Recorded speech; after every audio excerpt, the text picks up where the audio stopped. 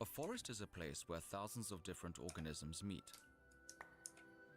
creating the most complex network of connections that can exist in nature.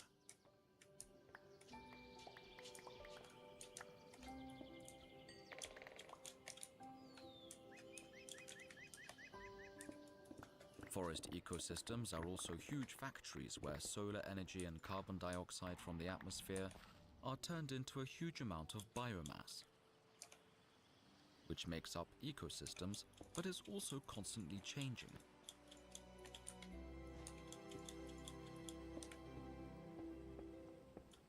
A forest is a system in which each organism plays a role and has an assigned function.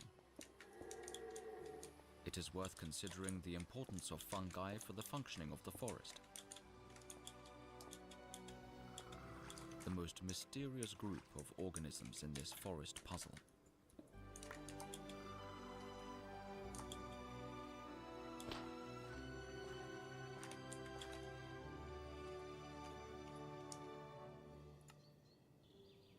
Life of the forest, fungi.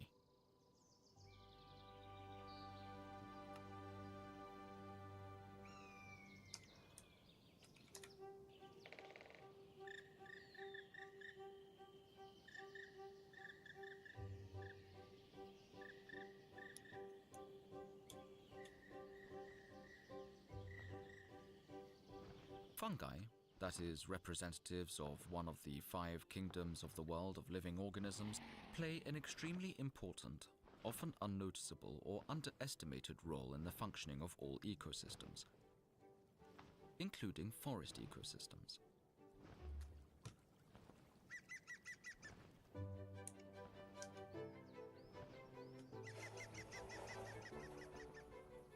It is also one of the richest groups of organisms in terms of species all around the globe. It is estimated that there may be even over 5 million species of fungi on our planet.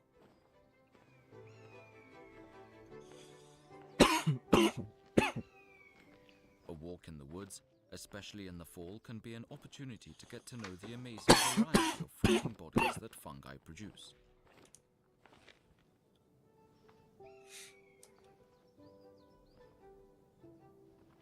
Our attention is especially drawn to the so-called larger fungi, otherwise known as macrofungi. Their fruiting bodies can be seen with the naked eye.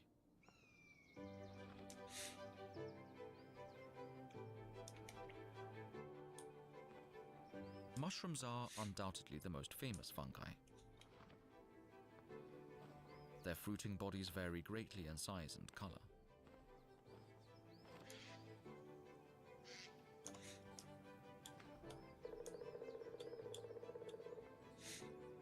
The size of some of them does not exceed 1 centimeter, but we can also find those with caps that extend over 20 centimeters.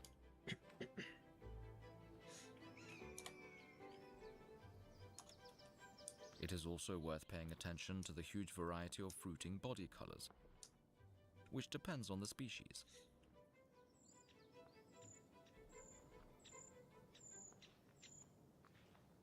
On our path, we can come across mushrooms with caps ranging from white through yellow, green, olive, pink, red, brown, and to dark brown.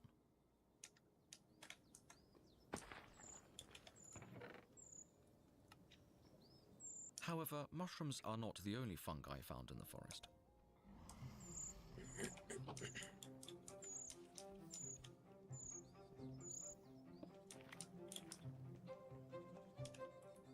An attentive observer will also find fungi with different fruiting bodies, often surprising in form, which can be cup-shaped, bush, spherical, bulbous, pear-shaped, star-shaped, or funnel-shaped.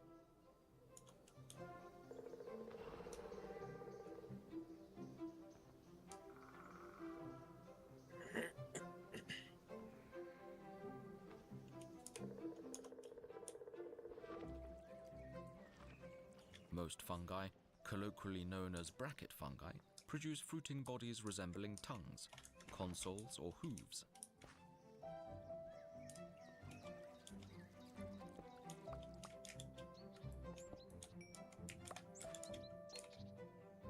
Fruiting bodies are made with basically one purpose: to produce huge amounts of spores, which is one of the primary ways for fungi to spread.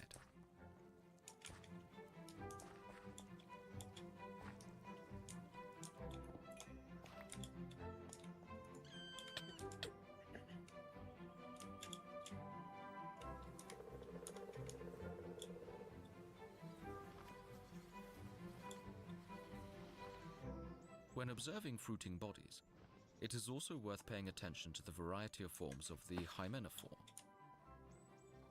that is, the layer in which spores are produced.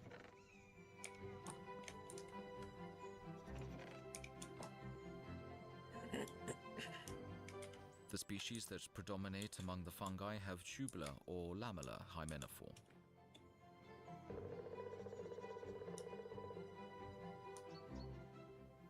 However, we can also meet species with a more unusual hymenophore, that is spiny, labyrinthine or smooth.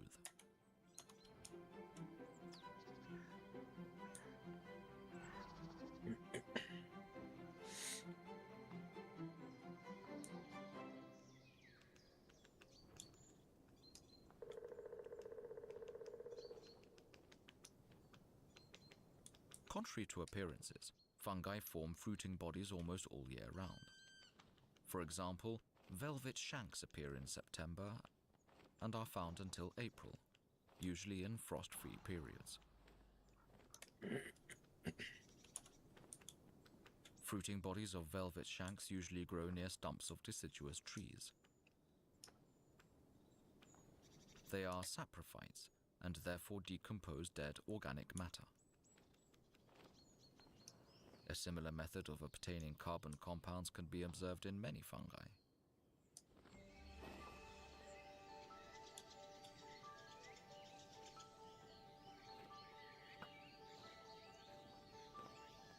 In early spring, fruiting bodies of common morels appear, fungi that are currently under partial protection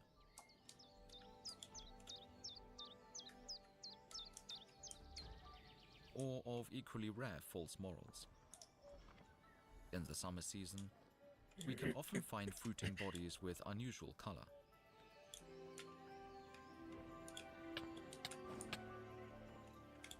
Caps of verdigris agaric are turquoise in color and they often sprout up from rotting logs, usually in alder forests. Their shimmering caps are a real decoration of the surroundings.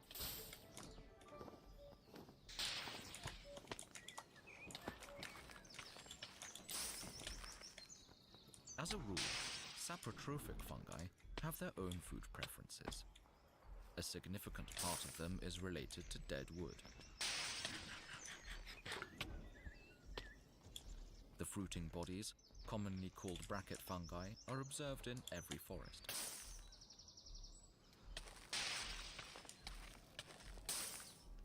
Many arboreal fungi are particularly rare and protected species.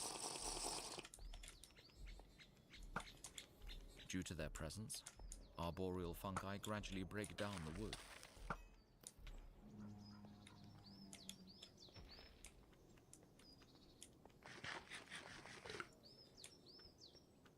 Ecological niches useful for other species appear over time.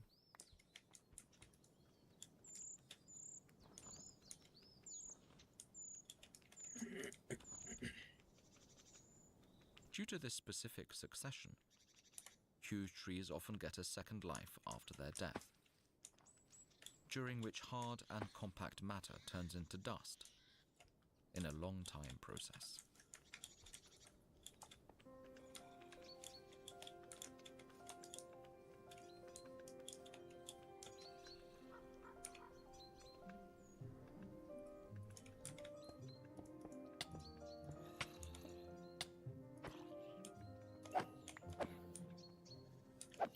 Whether fungi break down organic matter from the soil or live on dead wood, they play a key role in the circulation of elements and energy in nature.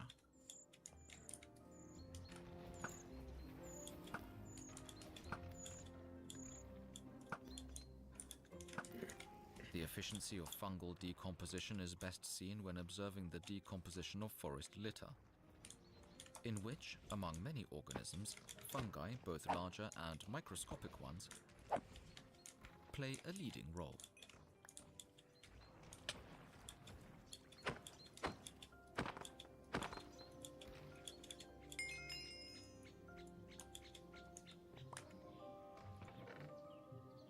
Another way for fungi to gain nutrients is to live at the expense of other organisms.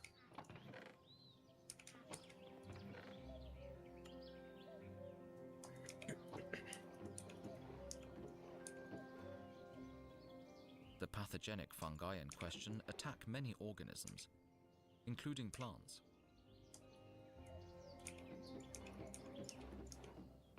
In natural forests, pathogenic organisms are a natural component of ecosystems in which they play an important role and are regulators of other organisms.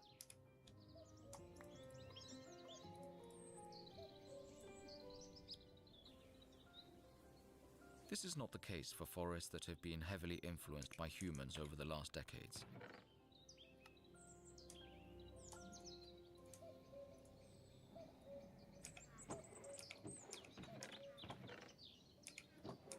The maladjustment of the species composition to the habitat and the simplification of the spatial and age structure make such forests particularly sensitive to the presence of fungal pathogens.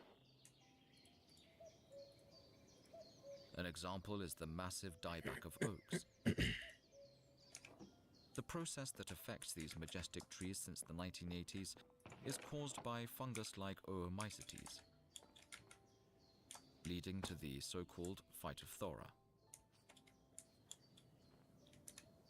In the first stage of the oak dieback, the infection of the roots begins, followed by further damage to the trees, related to the attack of insects feeding in the crowns and wood.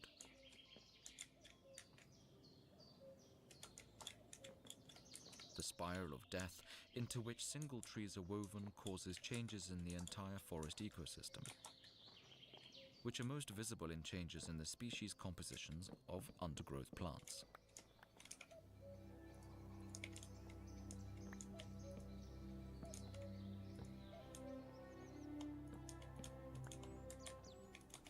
Currently, next to oaks, the most endangered trees are ash trees, attacked by the fungus Hymescyphus fraxinea, discovered at the beginning of the 21st century.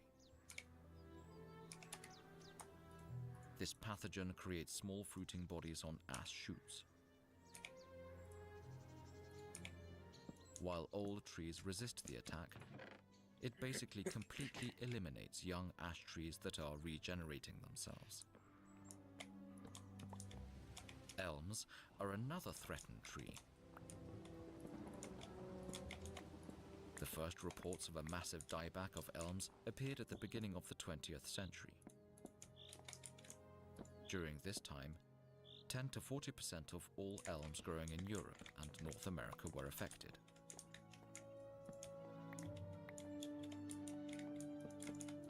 Later, a new species of fungus was described, Ophiostoma novo-ulmi, which caused an almost complete extinction of the mountain elm in southern England in several years.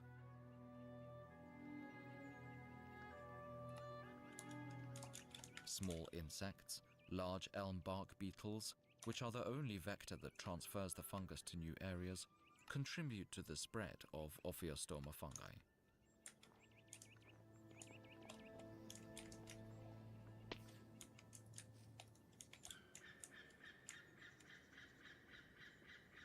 Mycorrhizal fungi are an extremely interesting group of fungi, without which it is difficult to imagining the functioning of terrestrial ecosystems, including forests in their present form.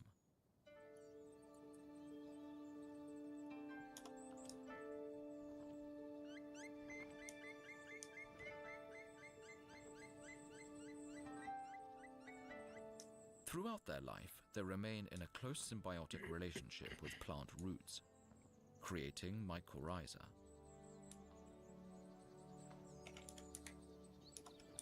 Mycorrhiza is not a homogeneous phenomenon or system.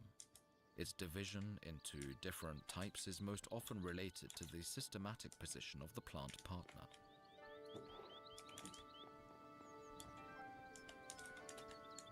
Heather plants, represented in forests, for instance by blueberries and heathers, form the so-called ericoid mycorrhiza.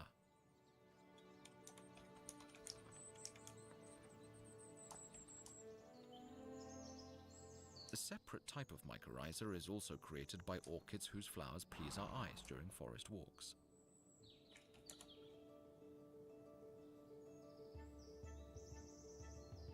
The most common type of mycorrhiza in terrestrial ecosystems is the arbuscular mycorrhiza. It occurs in most herbaceous plants, including forest ones. Also some shrubs, such as buckthorn, bird cherry, as well as some forest trees, such as maple and ash, are characterized by the presence of arbuscular mycorrhiza.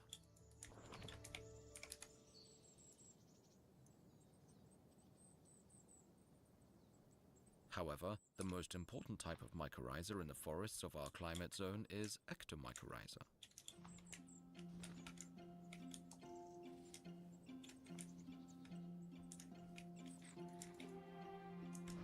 It applies to most of our forest trees, such as pines, spruces, larches, oaks, beeches, lindens, birches, and hornbeams.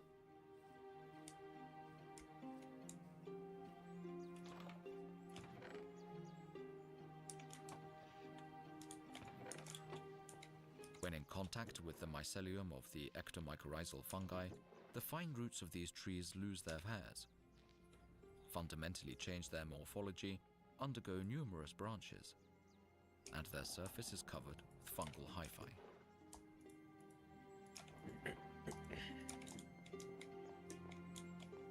The mycelium forms the so-called mycelial muff, the structure and color of which depend on the fungus species. Thanks to this underground world of ectomycorrhizae does not differ in diversity from the variety of fruiting bodies. Most edible species are found among the fungi that form ectomycorrhiza with forest trees. These include large boletes, bay boletes, boletus, chanterelle, edible milkcaps, or russules. Inedible and poisonous fungi, which are ectomycorrhizal, include, for instance, toadstools.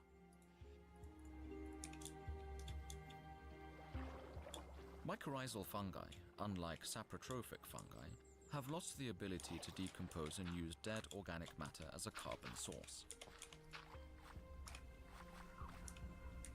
In this respect, they depend entirely on their plant partner to donate to them some of the carbohydrates produced in photosynthesis.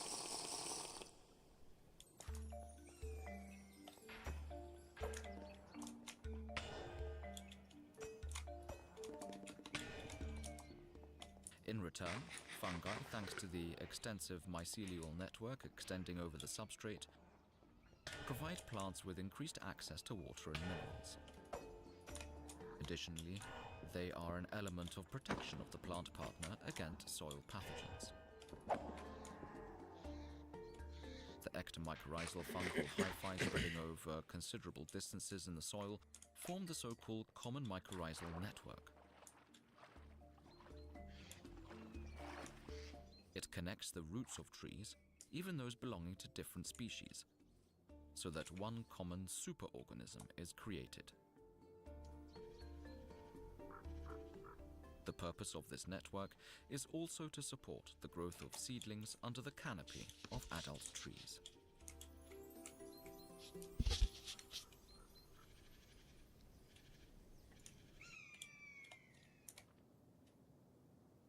Autumn is the time when we especially like going to the forest.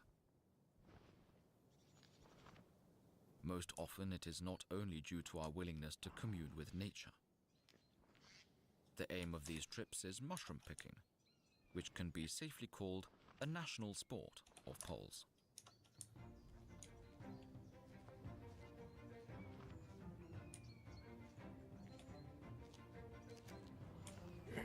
Mushroom picking has a centuries-old tradition in our culture. Undoubtedly, many of us remember the very pictorial description of mushroom picking, which was included in the third book of Pan Tadeusz by Adam Mickiewicz, Poland's national bard. In September and October, when the weather is favorable for fungi, forest parking lots and roadsides fill up. In many regions of Poland, you can then meet dozens or even hundreds of people setting out on mushroom hunting. Most often, they collect some of the most known species, such as large boletes, bay boletes, boletus, and birch boletes. Most of the collected mushrooms are intended for personal use.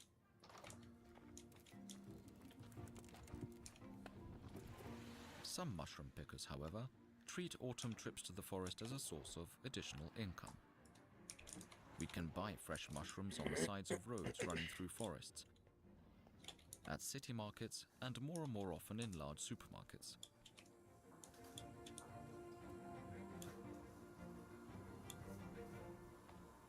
The trade also includes dried mushrooms in various pickles or constituting an ingredient of various dishes, for instance dumplings or pâtés. Polish law allows for the marketing and processing of 44 species of fungi, most of which are forest mushrooms.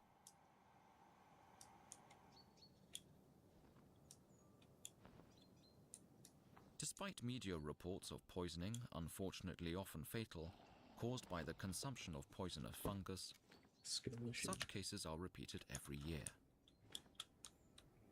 One of the most dangerous mushroom killers is undoubtedly the Amanita phalloides, commonly known as the death cap. It is most often confused with the edible russule, yellow knight or parasol mushroom.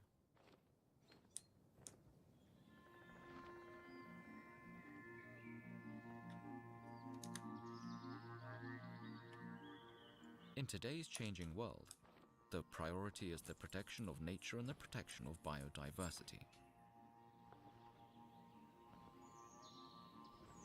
The best way to protect fungi is to take special care of their natural habitats. Since we find the greatest species richness of fungi in forests, therefore, by protecting the most valuable forests, we also protect the world of fungi occurring in them. It is often a world of incredibly rare and endangered species. This is the case, for example, in the forests of the Białowieża primeval forest, which is the best studied forest complex in Poland in terms of the fungi found there. The dizzying amount of microhabitats associated with a huge amount of dead wood of varying degrees of decomposition, but also the diversity of these habitats, makes it an ideal place for fungi conservation.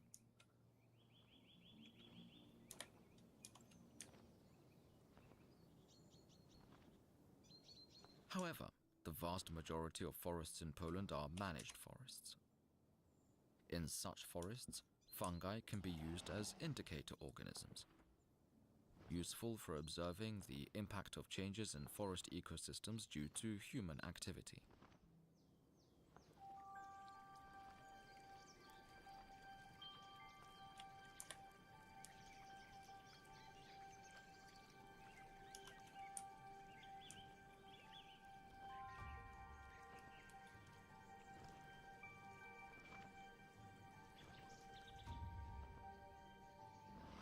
The managed forest is a place where various, often contradictory expectations and goals meet. In addition to protective functions, the forest also performs economic functions related to the production of wood.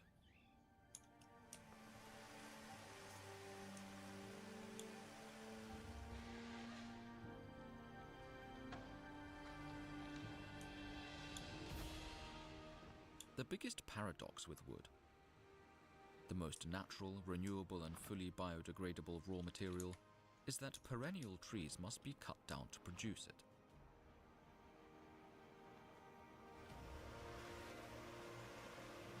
On the one hand, wood is a raw material without which it is difficult to imagine our lives. On the other hand, the sight of trees being cut down and felled often causes indignation and anger. However, the life of the forest goes on.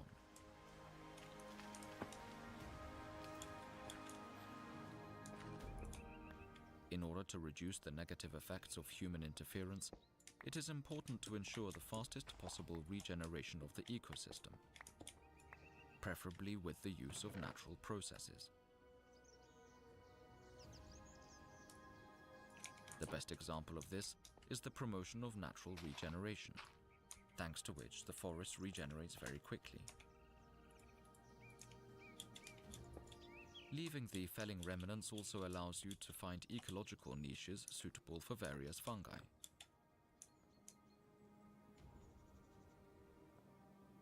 The spread fruiting bodies of the Tomentella genus are a great peculiarity of deciduous forests.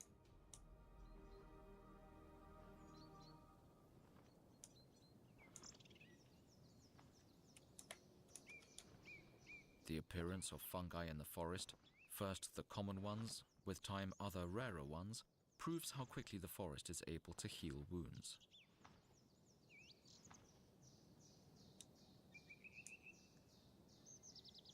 In this way, the young generation of the forest takes care of its fungi, and they support the newly created forest.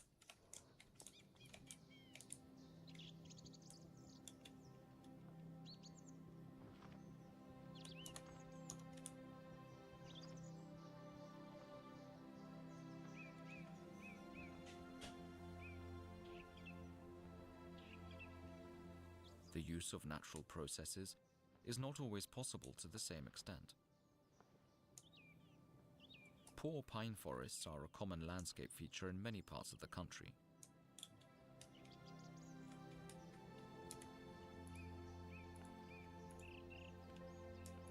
Contrary to appearances, such forests are quite rich in fungi found in them.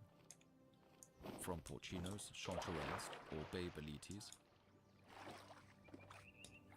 to less-known russules, milkcaps and webcaps.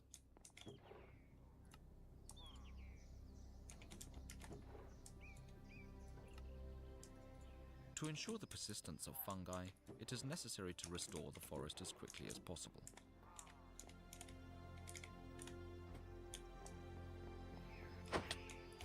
It is very important to introduce other tree species wherever possible.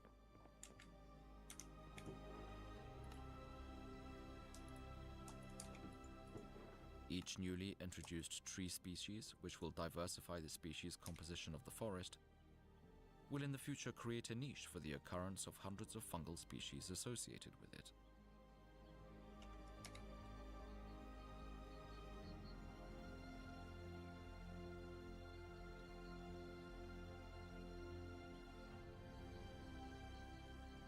Most of the planting material used in artificial forest regeneration is produced in field nurseries.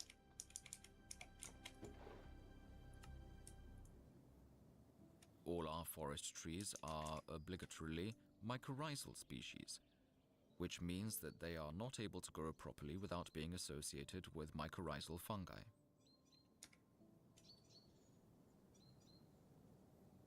Hence, it is extremely important that tree seedlings produced in nurseries are characterized not only by the correct growth parameters, but also by a high degree of colonization by mycorrhizal fungi, diversified in terms of species.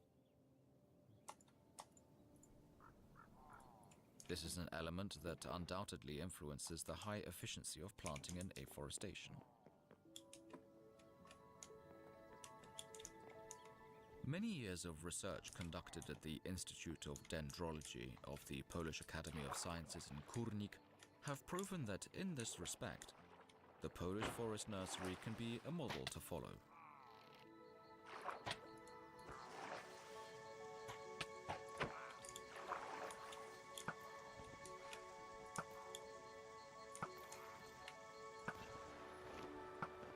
The world today brings many dangers to the diversity of the fungi world. One of them is the overexploitation of forest resources. For example, a shift away from the model of sustainable forest management to plantation crops.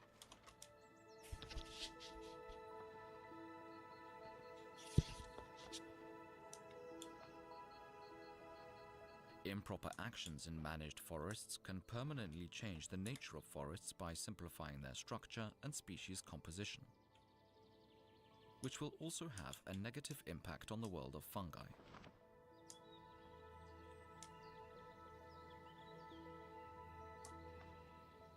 The serious consequences of errors in forest management can be observed today in many single-species stands established at the beginning of the 20th century.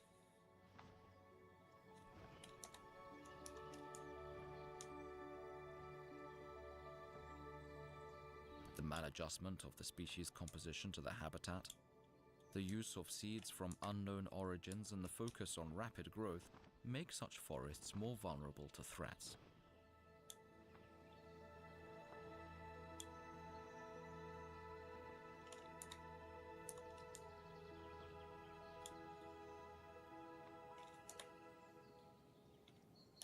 The changing climate, more frequent and longer droughts and frost-free winters result in massive outbreaks of xylophagous insects and fungal pathogens.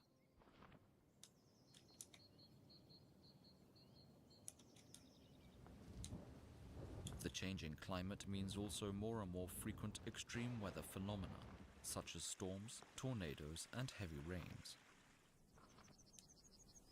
The cascade of events triggered at the moment of the forest death also affects the world of fungi. Mass forest dieback is the greatest threat to the diversity of fungi, especially the symbiotic fungi associated with living trees. This is a loss of habitat for thousands of species of fungi associated with forests. That is why the fight for the sustainability of the forest is so important. For each piece of the forest that resisted the unfavorable, currently observed changes.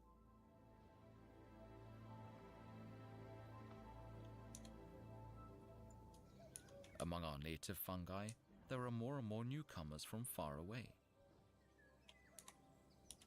Foreign species often make impression with their colors and shapes. Octopus stinkhorn occurs naturally in Australia and New Zealand. It came to Europe at the beginning of the 20th century, probably along with imported goods. In recent years, it has become quite common in Poland. The octopus stinkhorn spores are spread by flies attracted by the smell of perishable meat. Another newcomer from distant lands is a matjack. It came to Europe from North America along with Douglas fir. This duo has also been dragged to other parts of the world. In the southern hemisphere, especially in South America and New Zealand, a matjack is a decisive factor in the invasiveness of Douglas fir, which is a great threat to native tree species.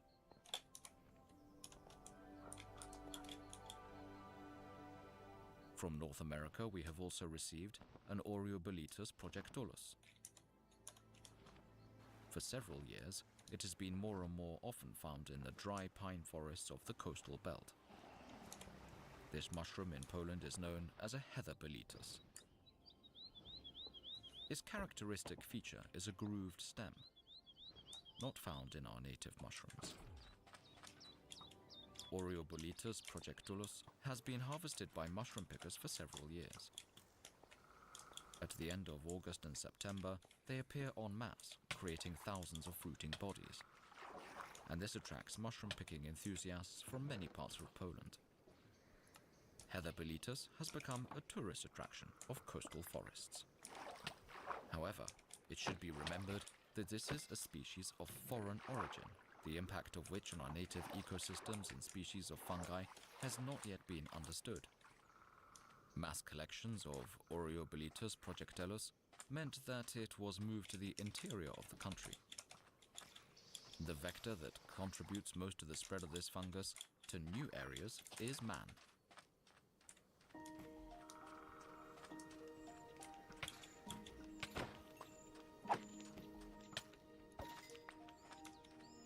When wandering through forests, we should remember that a forest is not only trees, bushes, and undergrowth plants.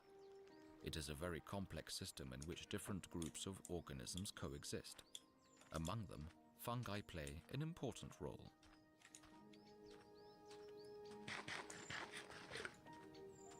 Remember that the fruiting bodies of fungi are an important element of a number of food chains.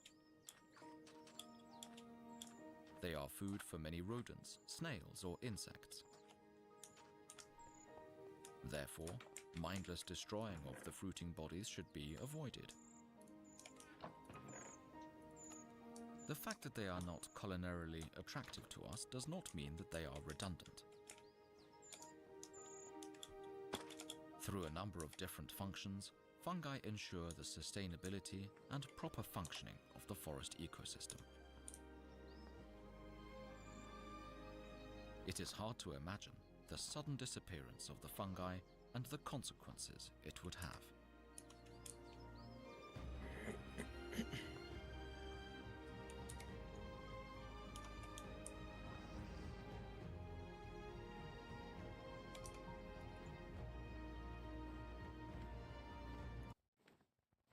$10 for a large, $10 for any 3 toppings, $10 for your choice of hut crust, only at Pizza Hut.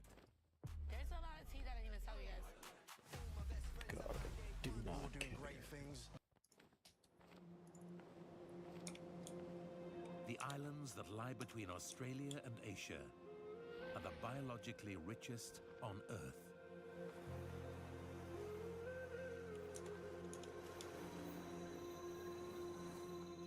They are home to the beautiful and the bizarre.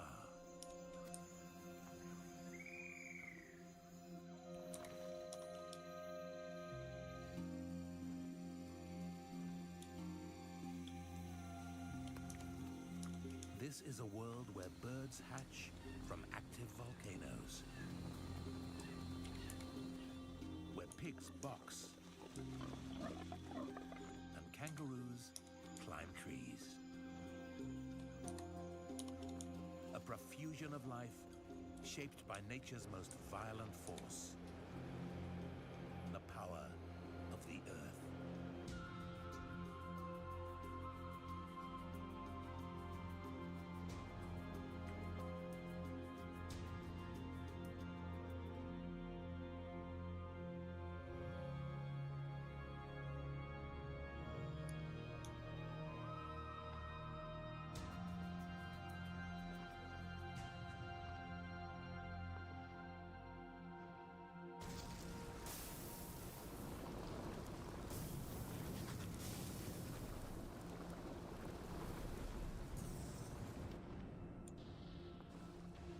Over tens of millions of years, volcanoes have forged a realm like no other.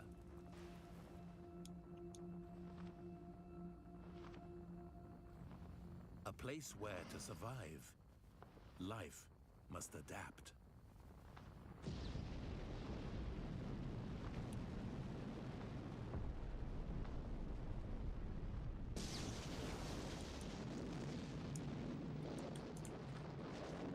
Volcano birds lead one of the most extreme lives in the natural world.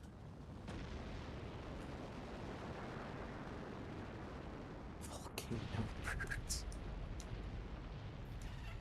Each day, dozens of adults gather in an act of apparent madness.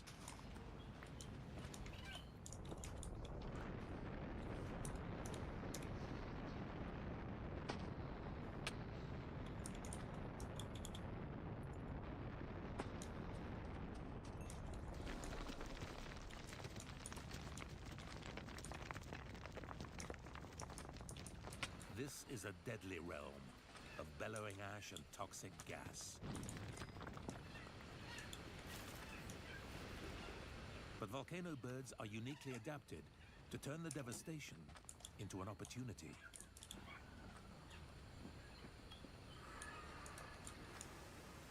Temperatures just below the surface reach over 1,000 degrees Celsius. Yet surprisingly, it's warmth thereafter.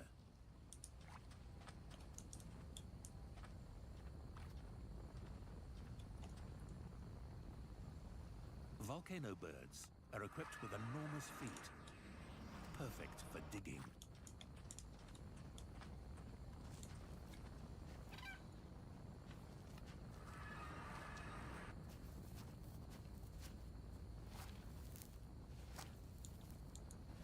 They also have an amazing ability to sense heat.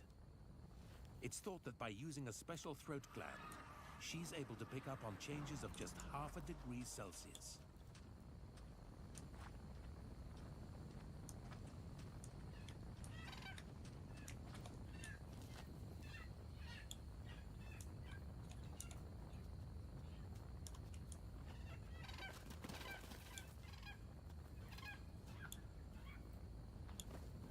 There are only a few spots around the volcano where the temperature thereafter is just right, 33 degrees.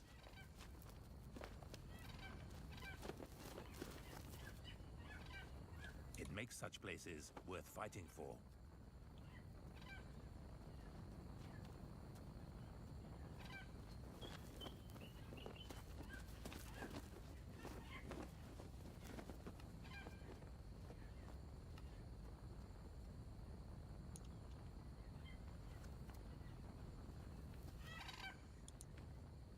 And this is why.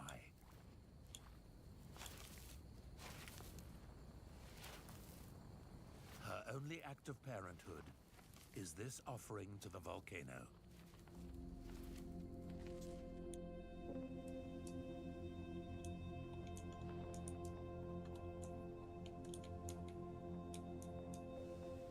The heat of its slopes will incubate the egg for her.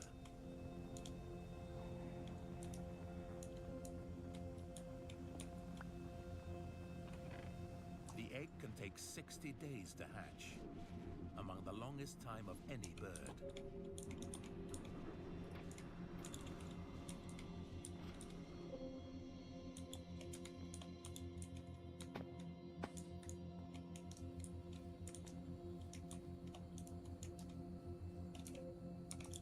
When it does, uniquely, the chick emerges already able to fly.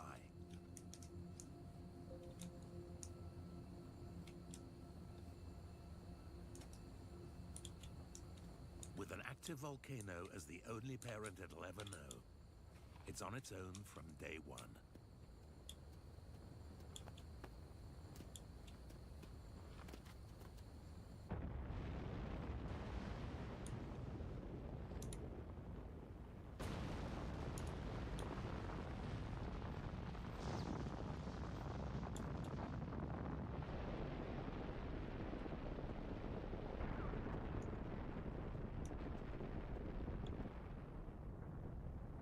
Here, the Earth's violent power has driven the evolution of an astonishing array of species.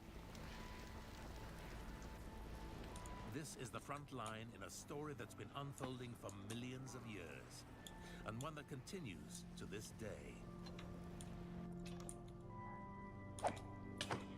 25 million years ago, the Australian continent slammed into Asia.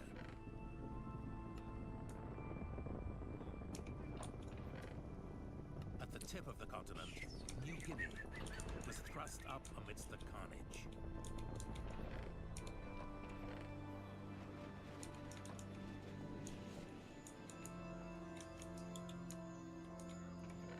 With peaks rising to almost 5,000 meters, this is the tallest island on our planet.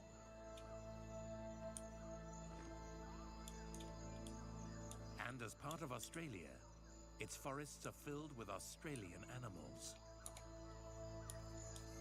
some of which have undergone a dramatic lifestyle change.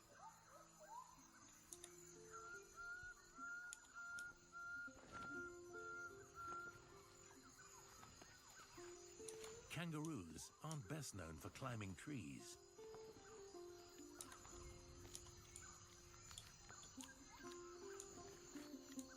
But with lots of leaves and few others to eat them, it was an opportunity not to be missed.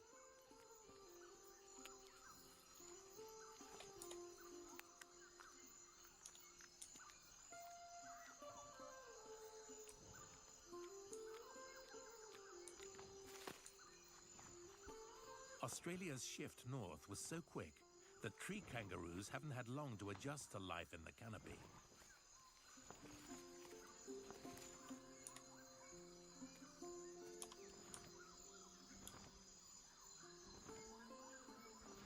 Their limbs have become shorter and more powerful, but there's no mistaking they were built for hopping over open plains.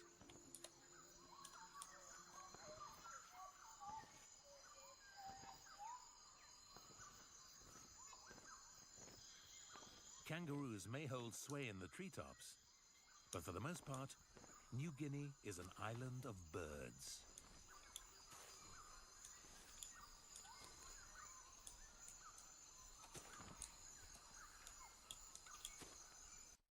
Okay, this is huge. Like, stop what you're doing huge. At the Sandy... The largest, the cassowary, is from an ancient lineage that's roamed the earth since the time of the dinosaurs.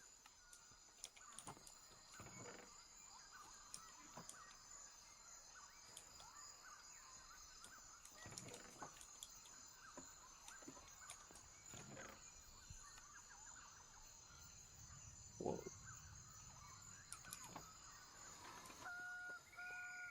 Most extraordinary of all are the birds of paradise.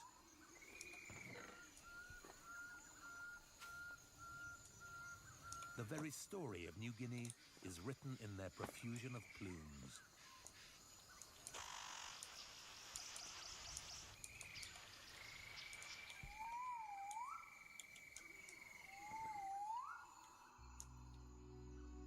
The birds of paradise all descend from one Australian ancestor.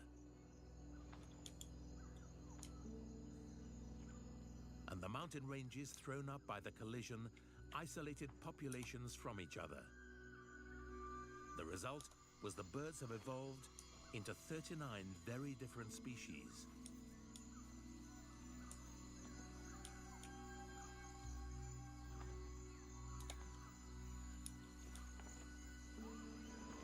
There's so much food in the tropical forests that males aren't needed to raise chicks. They put all their effort into one thing: winning a female. His sole focus, a perfect performance.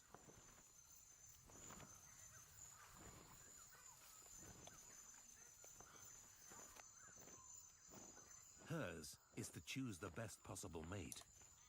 Her inspection is thorough.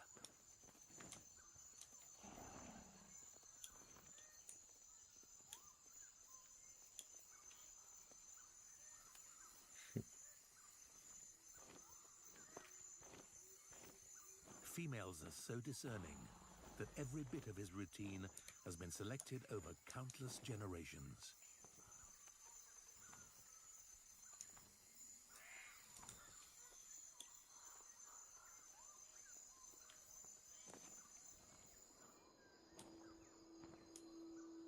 It's this intense female choice that drives the evolution of new species.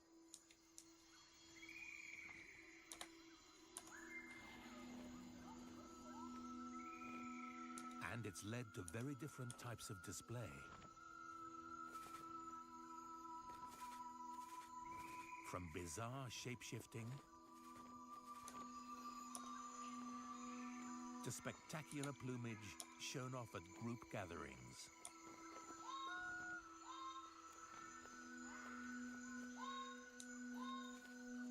All this beauty is the result of New Guinea's violent birth. But this is a young island. These rainforests have only been here for some 5 million years, as tree kangaroos show.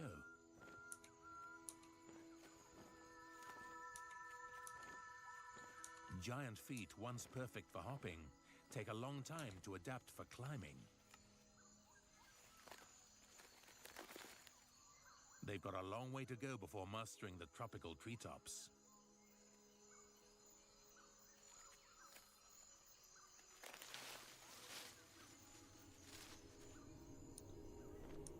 The islands at the opposite end of the chain have a very different tale to tell.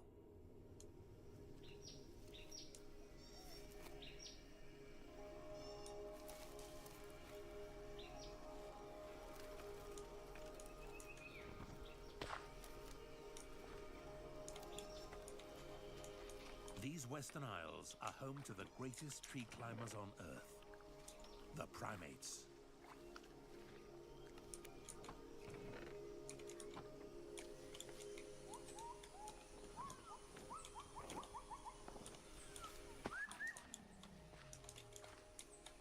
There are more species here than anywhere else, but the gibbon is the true master of the treetops.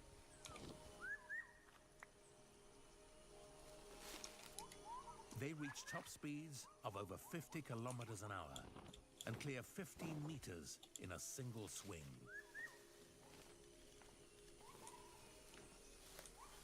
They're the ultimate canopy specialists, equipped with hooked hands and extra long arms.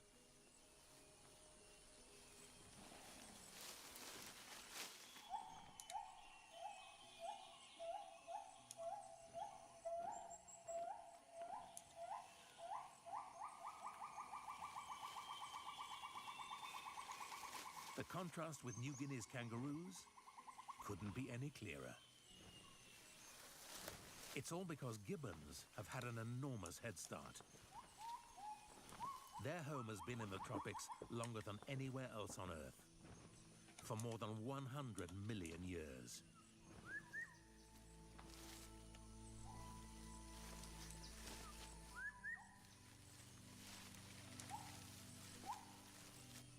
Gibbons have had plenty of time to master the high life.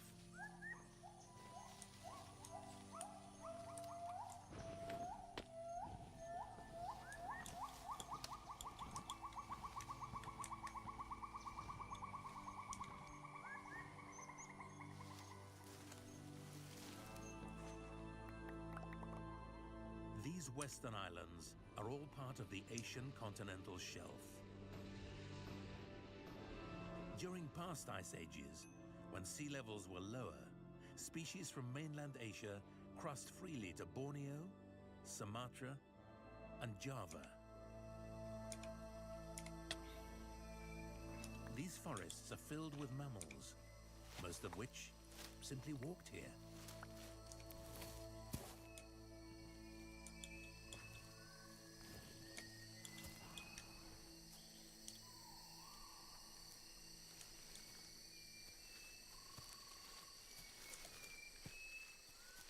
The Sumatran rhinoceros.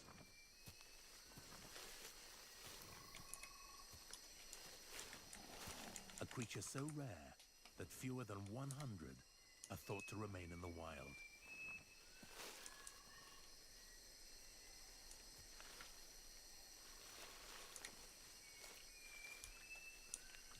Bizarrely, she's the world's hairiest rhino.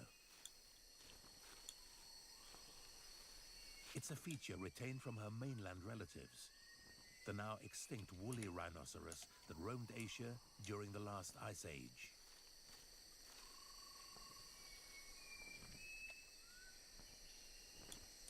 A hairy rhino in a hot, humid rainforest can quickly overheat.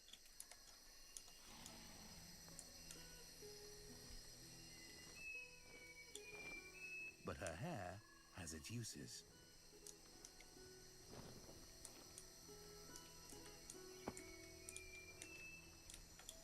Sumatran rhinos love to wallow. A hole left behind by a fallen tree makes the ideal spot.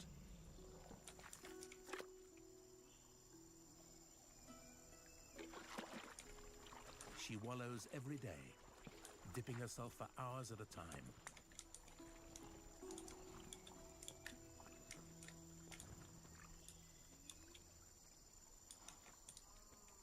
But these mud treatments don't come easily. She has to work hard to keep the wallow open, so it collects as much rainfall as possible.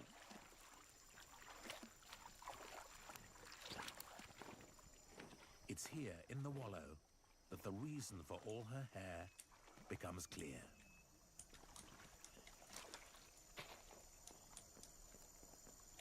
It helps the mud stick to her skin, keeping her cool.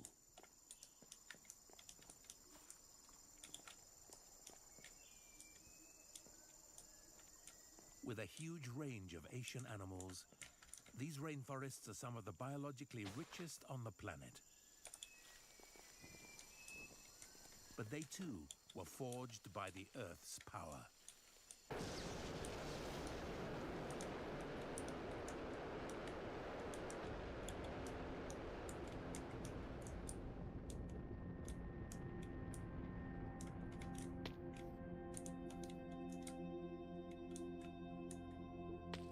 Volcanoes have ruled here for millions of years.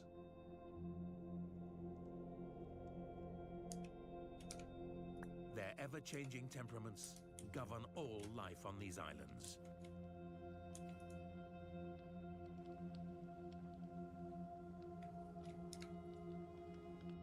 When the giants stir, they create deadly realms. This is Ijen, on the island of Java.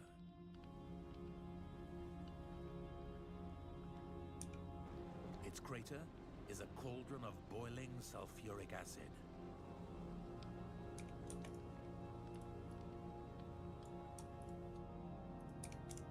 Alongside it, toxic gas bellows from beneath the Earth at over 600 degrees Celsius. Some of the gas condenses into flows of liquid sulfur.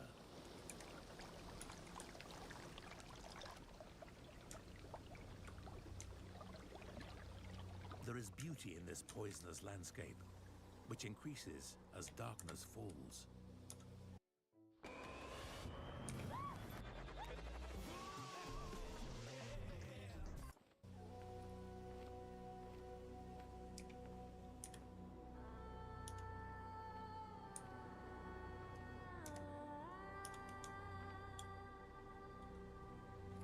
When the gas comes into contact with oxygen, it catches fire, burning with a soft blue light.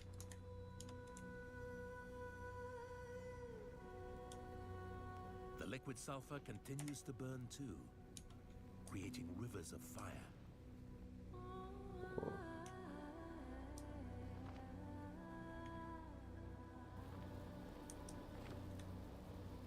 Ijen's blue flames dance only in the darkness.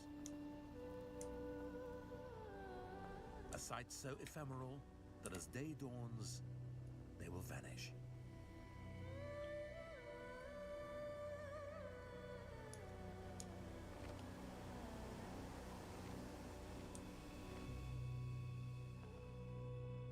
While Ijen's crater is a toxic realm, other volcanoes rule with extreme violence.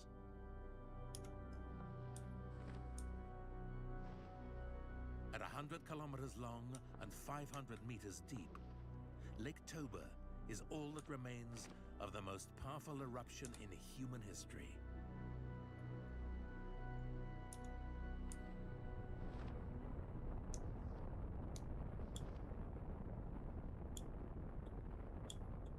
Toba erupted 75,000 years ago.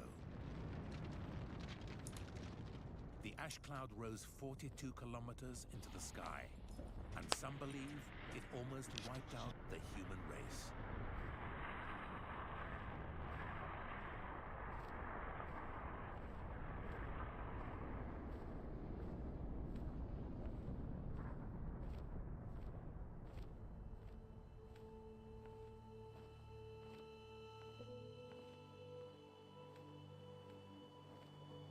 Yet despite Toba's violent destruction, in its wake lies a realm of exceptional biodiversity.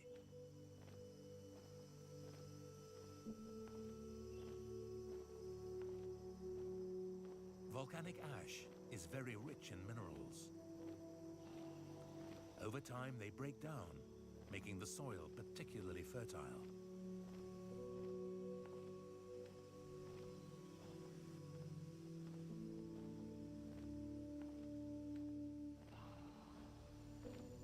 Today, the forests around Lake Toba are among the richest ecosystems on Earth.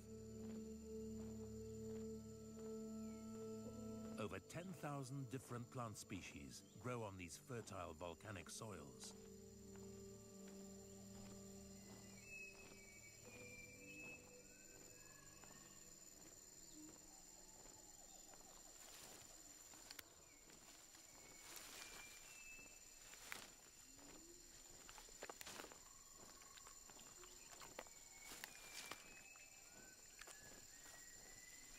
so many different fruiting trees that the orangutans who live here are spoilt for choice.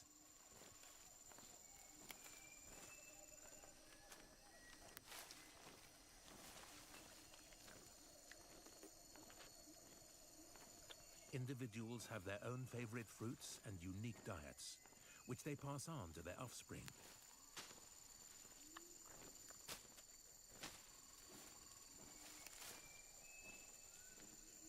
As he grows up, her baby will learn the location and fruiting times of this satua tree.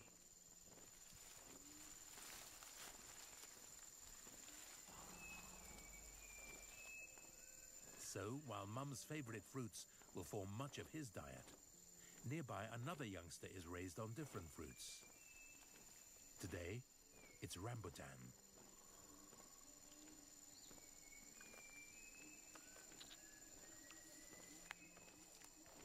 This is the only time such individual diets have been found in a population of great apes. All of it, the result of nature's most violent force.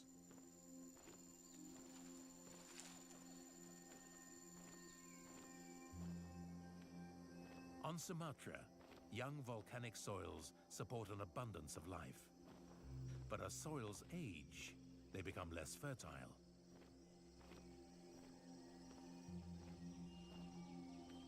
Borneo is an ancient isle, much of its rock thrust up tens of millions of years ago. Without fresh volcanic ash, plants here have had to take extreme measures to find nutrients. They've become carnivores.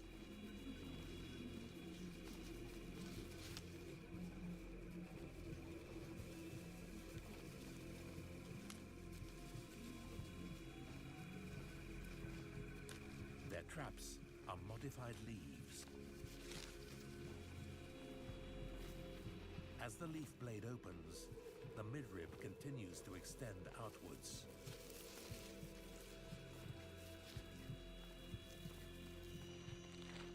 Over several weeks, the tip inflates.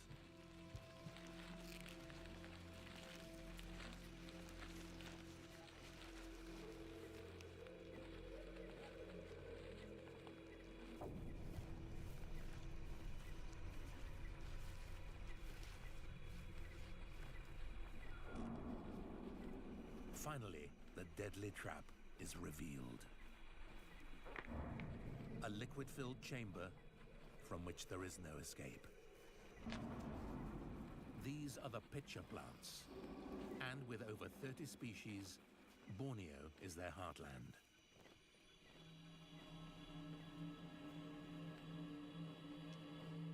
Sizes and positions of traps vary, but all share a common goal. They use nectar to lure in prey.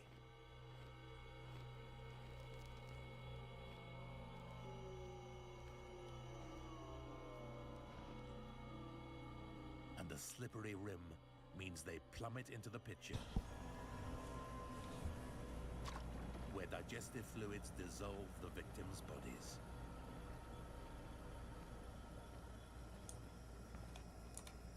But beyond this basic method, some have even more astonishing ways to get the nutrients they need. A few pitcher plants engage in remarkable relationships that stretch beyond carnivory.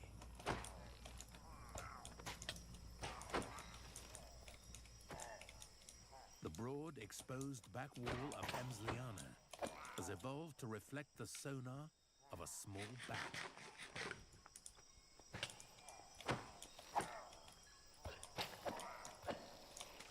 After a night on the wing, the pitcher is an ideal resting spot. It's a perfect fit, enough to stop the bat slipping down into the digestive fluids.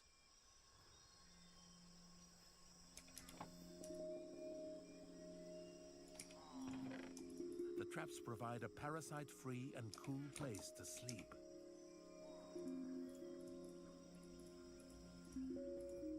It's a great arrangement for the bat, But quite how Hemsliana benefits isn't clear until evening arrives.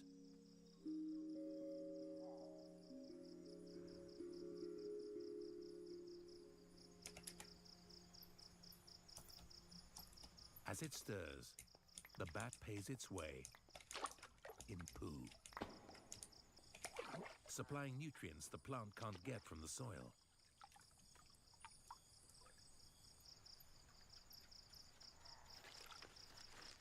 Hemsliana has become a bat toilet, one of myriad ways in which species have adapted to life on Borneo's ancient soils.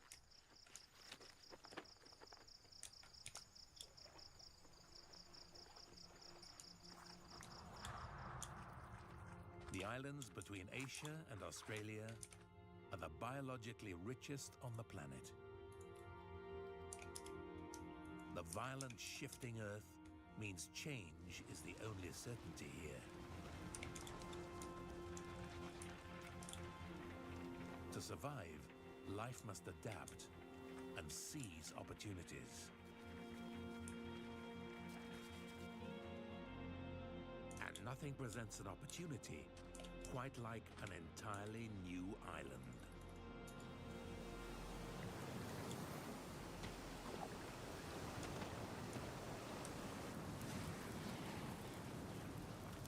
Over millions of years, magma from the top of undersea volcanoes builds up.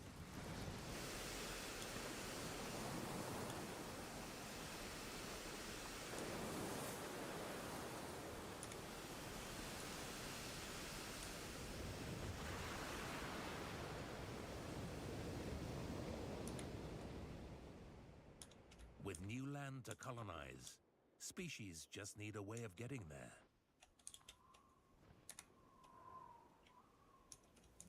Plants are the obvious early colonizers of any island.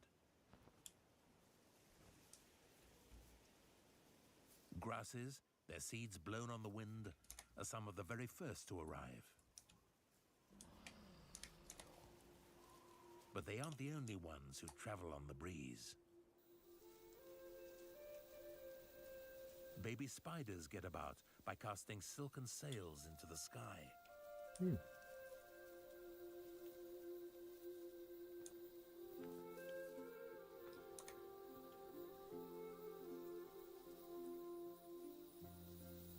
They join an invisible aerial army that float wherever the wind takes them. It's thought several million make landfall on small islands each day.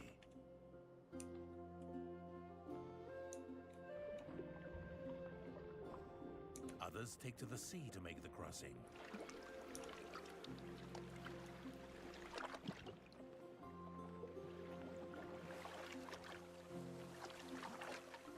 Coconuts can still germinate after 6 months floating on the open ocean. No way. I actually didn't know that. Sweet water inside the coconut 6 helps the young months? plant get a foothold beneath the baking tropical sun. So that's why they're everywhere.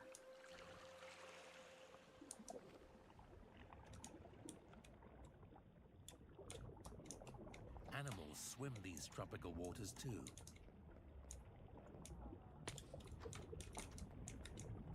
Monitor lizards have colonized islands several hundred kilometers apart.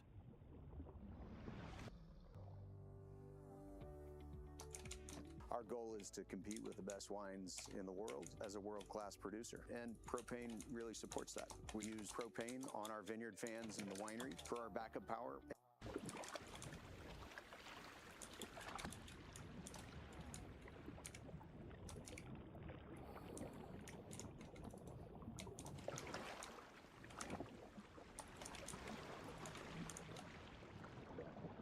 A streamlined body and flattened tail aids their ocean wanderings.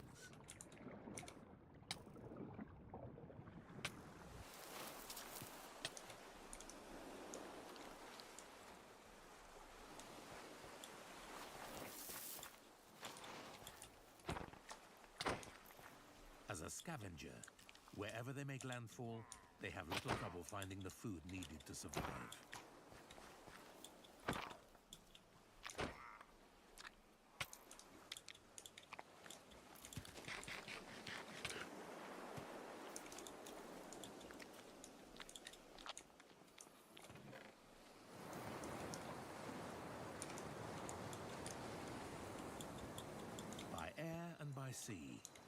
new islands are soon filled with a rich diversity of life. And some animals play an important role in turning a few trees into a rainforest.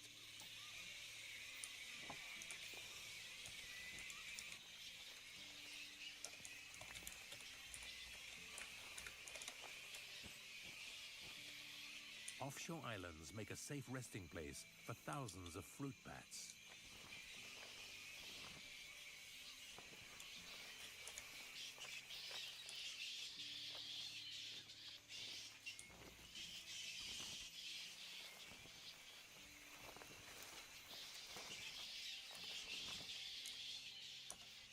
Fruit bats can be essential in bringing new life to distant worlds. As evening approaches, the roost stirs.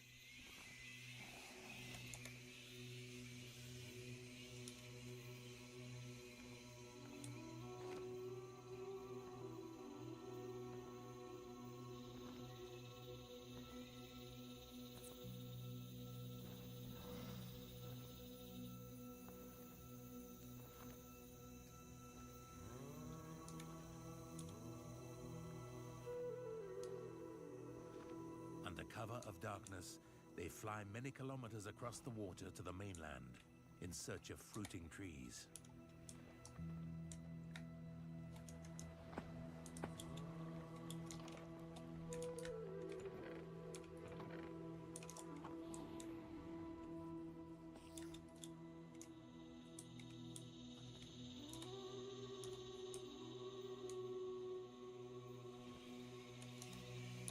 By dawn, the bats return to the safety of their island roost, bellies full of fruit.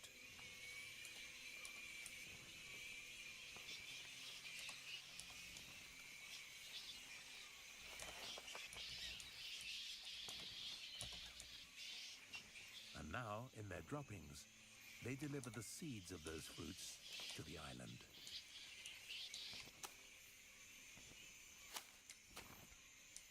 Huge batches of seeds are delivered each day with their own dose of fertilizer.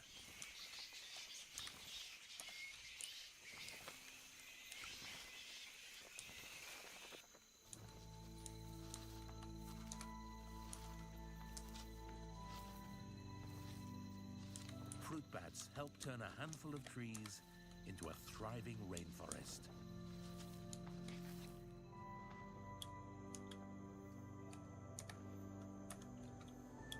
Now isolated from their mainland kin, inhabitants of these new islands evolve into new species.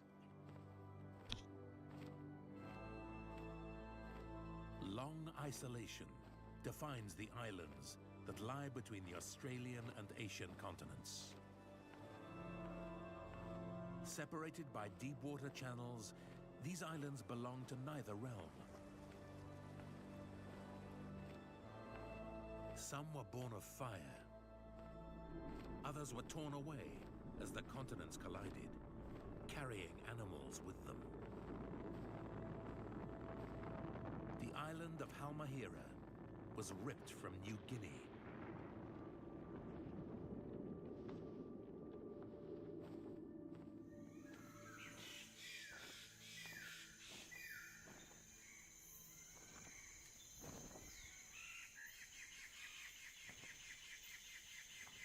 Its forests are home to a stowaway, cut adrift for some 11 million years.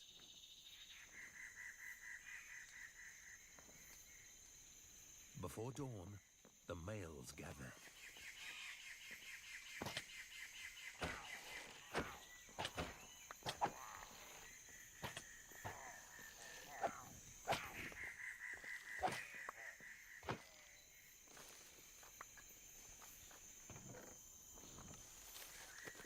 Standard-wing birds of paradise.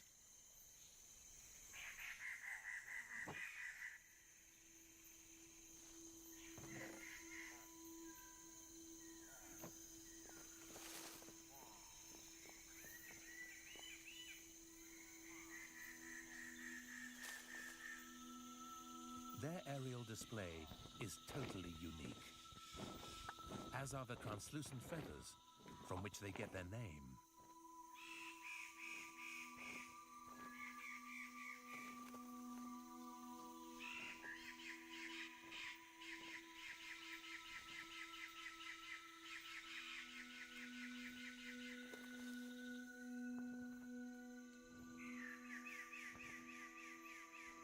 Very little is known about these weird creatures.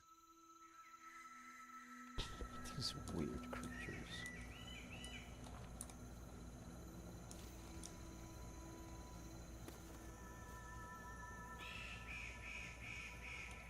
Their display seems to be a bizarre mix of the different gatherings and dances of New Guinea's birds of paradise.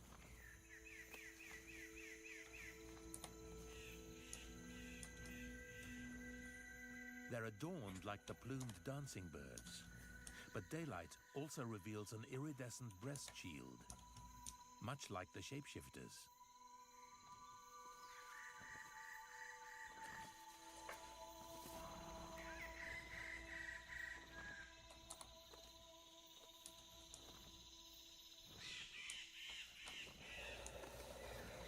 Cut adrift for millions of years, standard wings are the most unusual birds of paradise.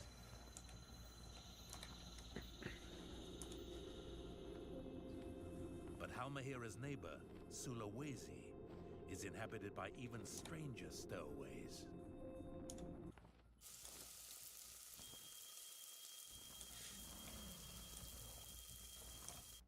Hotels.com is where you go to choose from hundreds of thousands of hotels and earn rewards on every stay.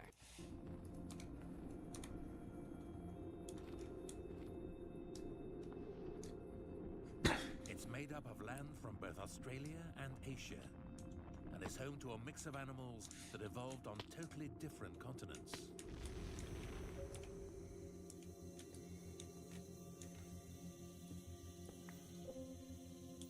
This mineral spring, deep in the rainforest, sets the stage for a bizarre cast.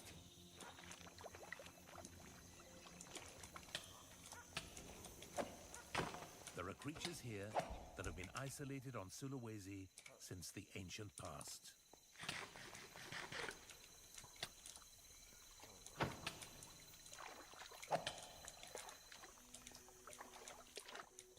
The true stars are the shy and seldom seen Babirusa.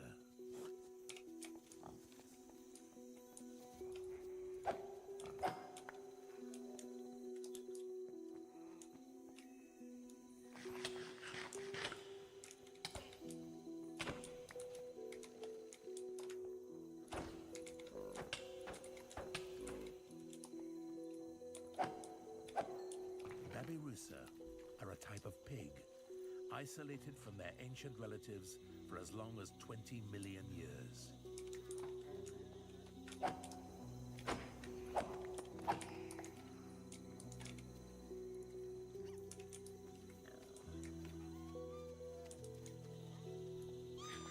They've evolved and become very different from other pigs.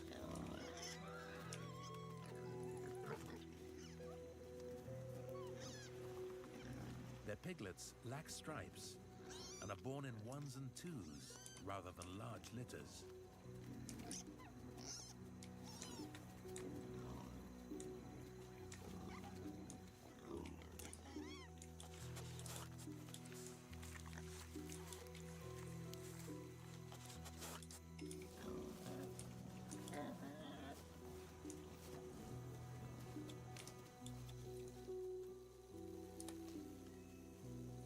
Babirusa emerged from the forest in family groups, with dozens visiting each day. So many come to drink that it soon gets overcrowded, much to the frustrations of the local macaques.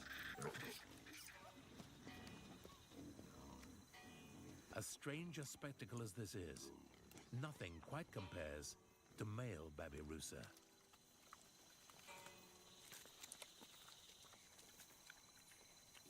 Their tusks grow through the roof of their mouth. It was once thought males used them to hang from branches while sleeping.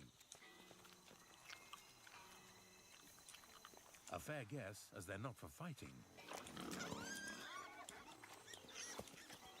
When male Babirusa face off, the contest is decided by boxing.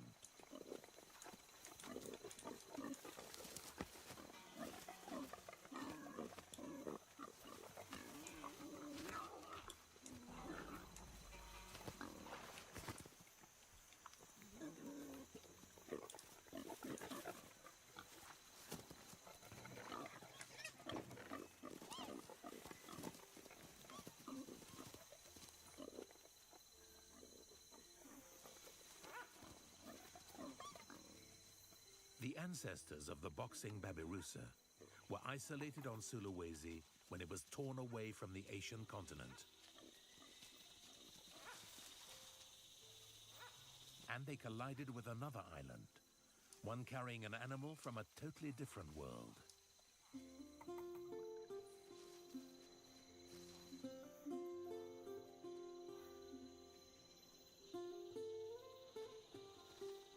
Like the Babirusa, the bear cuscus has been isolated on Sulawesi for some 20 million years.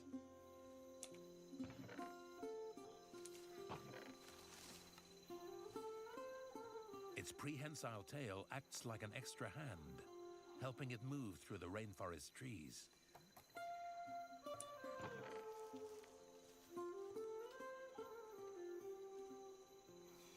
But amazingly, the bear cuscus is a marsupial. It drifted here all the way from Australia.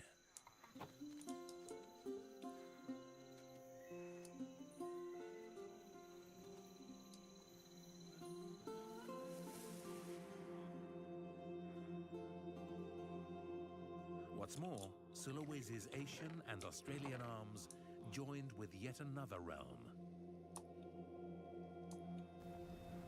The northern part of Sulawesi was born of fire.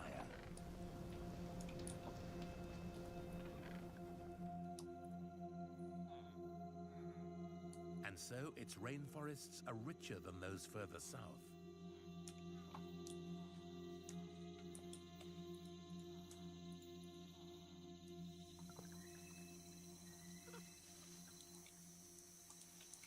Of the 8 species of macaque that live on Sulawesi, these crested macaques have the richest and most varied diet.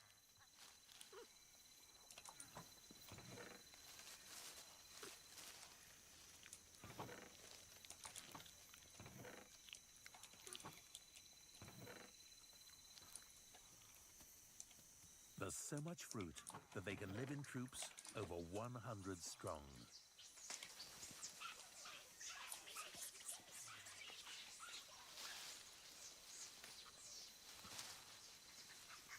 With so many living side by side, communication is an essential part of keeping the peace.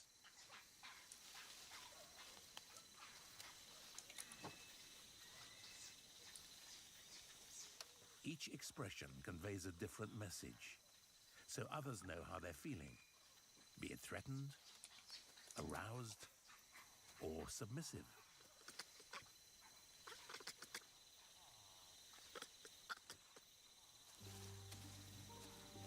These are the most sociable of all the world's macaques. They can spend hours grooming each other.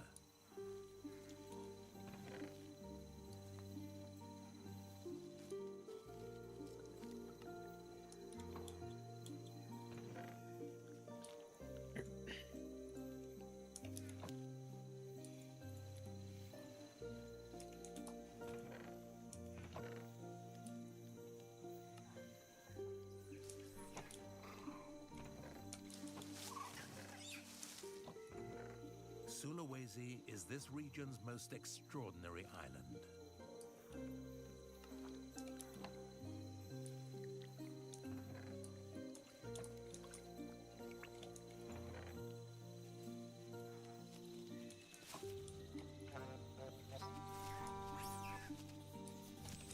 It's an ancient realm of stowaways torn from different worlds, ruled over by the Earth's raw power.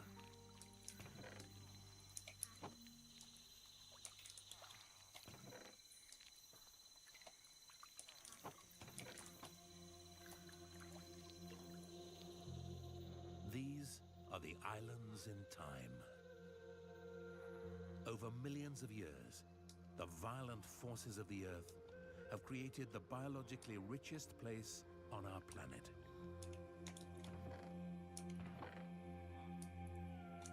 But there are other forces at work here. Powers that preside over very different timescales to the ancient Earth.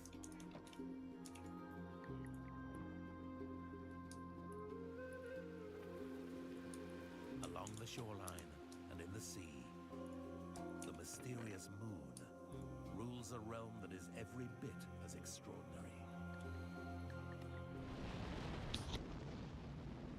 The islands that lie between Asia and Australia were forged by fire. Their great wealth of plants and animals, the result of a violent birth. But there is a parallel world where the moon holds sway.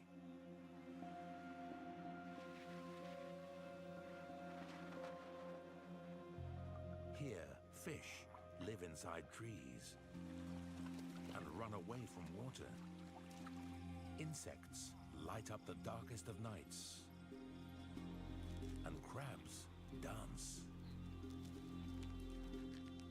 The power of the moon is strongest along the coast and in the shallow seas. Here, the moon reigns.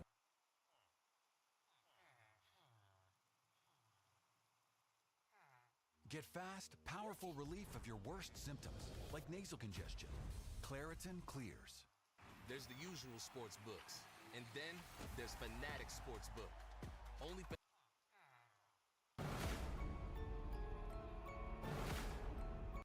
TonyHinchcliffe.com. Get tickets now. You guys ready to start tonight's fucking show or what? We are braving the freezing weather, and what a warm, hot show I have for you, ladies and gentlemen. Two of the biggest comedians in the world, two of the funniest human beings on planet Earth. Ladies and gentlemen, I present to you two of my favorites. Make some fucking noise for Bert Kreischer and Rick Ingraham. Yeah. Oh, yeah. Rick Ingraham. Bert Kreischer. Let's fucking go. Yeah, buddy. Hi, buddy. Free Bert is out now on Netflix. It is one of the top shows on planet Earth. Welcome back, Bert Kreischer. It's good to be here. I've been here all fucking week. And I will be here all week because of this goddamn storm. Tony, how many mistranslations do you think happened in kitchens this Thursday before the storm came in? They were like, hey, ice is coming. And they're like, oh, fuck. Thank you. No doubt. That joke's dead after a week, so I might as well get it out. Work out that double entendre while you can. Yeah. Exactly. Rick Ingraham's new special, Crowd Pleaser, is out on the Comedy Store YouTube now. Rick is one of the funniest fucking human beings on planet Earth. Rick was the guest. Fun fact, for those of you that consider yourself Kill Tony fans, Rick was the guest on episode 1 of Kill Tony. Wow. Before it even had its name. It was called Hinchcliffe's Notes with an apostrophe. There's a lot of people who said that my presence on Hinchcliffe Notes is what made Kill Tony necessary. It's true. It got the pilot picked up for episode 2. We renamed it, and the rest is history. What other names were in the running? That was another one. Brian Redban's second podcast. Yeah. Second. It was like his 9th at the time. The Brian Redban experience. Yeah. And now I'm the only person left stuck working with him. So it's funny how these things turn out. The privilege. Oh, what an amazing privilege it is. We love him. How about a hand for Redban, everybody? I mean, just adorable. Yeah. He had to lint roll the cat hair off of him earlier. He said, quote, "The cat slept on my shirt. This is my business partner," everybody. You guys know how the show works. Over 300 human beings signed up for the opportunity to be on tonight's show. They're all stacked on top of each other. in an unbelievably disgusting bar next door, hoping and praying that they get pulled out of this bucket.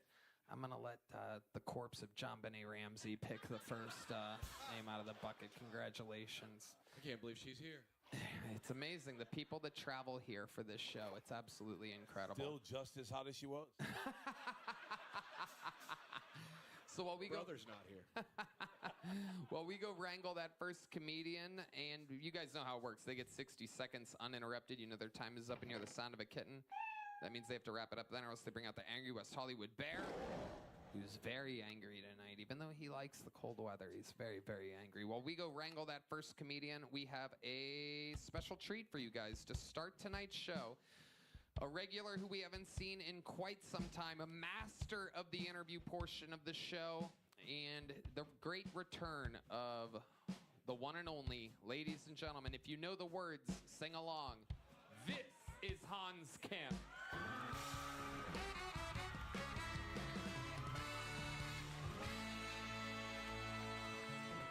Hey. Hope you guys are staying warm, driving safe. There's a lot of ice on the road and not just the good kind. Not just the brave men and women who are trying to make sure these sexy Latinas don't suck our cocks. But the bad kind that enters your home without a warrant. My only problem with ICE is that they're going after every minority group except black people. I mean, you're trying to reduce crime. You're just giving them more room to breathe. But I understand. Can you imagine the shape you have to be in to deport black people?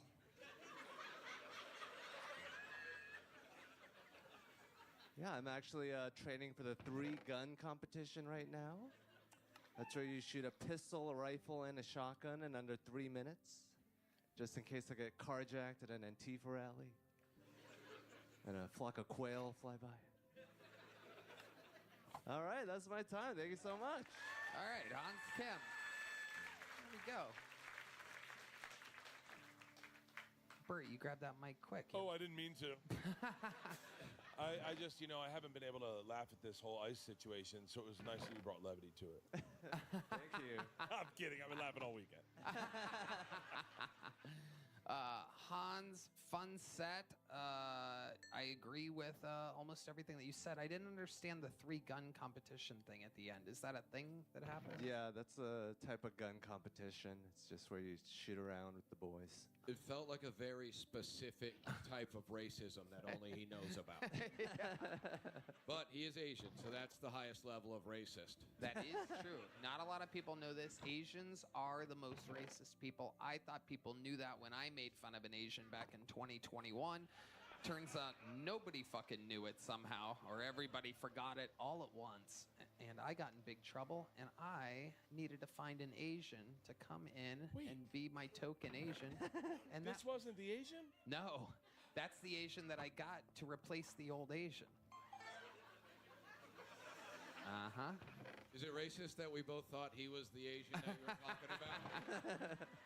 No, it worked. I was like, there's no way Tony ever went for 2.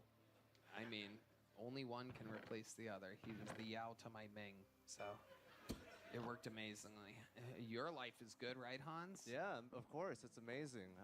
Yeah, I'm doing great. I went camping recently in Big Bend, just out there by myself, just enjoying the Texas countryside, just soaking it in. Ah, you went by yourself? It's like serial killer shit. Yeah. Yeah, it's like meditative, getting to know myself, just thinking a lot about my life. And were you on your phone out there? Yeah. Oh, okay. So meditative. What else did you do while camping, Hans? I smoked a joint, did some mushrooms. By yourself? Yeah. Dangerous. Those eyes closed all the way. Out in the woods by yourself, just like Helen Keller, like, ah! Or Helen Keller. That is correct. I love it. So Hans, how long were you camping out there by yourself for? 4 days, 3 nights. Wow. To know myself. How often are you jerking off in this situation? It's actually really cold, so it kind of. He couldn't find it. His eyes are closed. He's got chopsticks down there going, like, I don't know.